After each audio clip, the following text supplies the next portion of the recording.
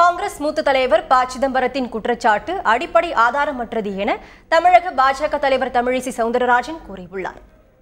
ஒவ்வொரு கூட்டத்திற்கும் 25 கோடி ரூபாய் செலவிட்டார்கள் என்று சொல்வது எந்தவித அடிப்படை ஆதாரமற்றது என்பது மட்டுமல்ல, அன்றைய ஆட்சியில் இருந்த காங்கிரஸ் இது உண்மை என்று தெரிந்திருந்தால் ஏன் கட்டுப்படுத்தவில்லை?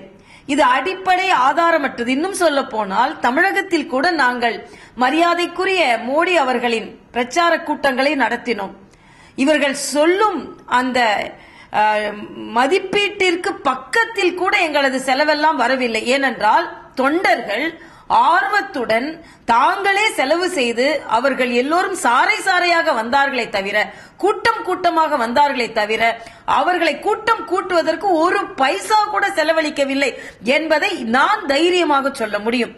கூட்டத்திற்கு எவ்வளவு ஏற்பாடுகளுக்கு எவ்வளவு செலவாகுமோ அந்த குறைந்த செலவுதான் ஆனது என்பதையும் நாங்கள் நன்கு அறிவோம். இன்று வெற்றி பெற்று விட்டார்களே என்ற ஒரு காழ்ப்புணர்ச்சியில் இவ்வாறு பேசுகிறார் என்பதுதான். நான் ஒன்று கேட்கிறேன், ஒருவேளை அபரிதமாக இவ்வளவு செலவு செய்தது தெரிந்திருந்தால் அன்றைய நிதி அமைச்சரோ இல்லை என்றால் காங்கிரஸை சார்ந்தவர்களோ எந்த எதிர்ப்பும் எழுப்பாமல் இருந்திருப்பார்களா என்ன? ஆக இது அடிப்படை ஆதாரமற்றது.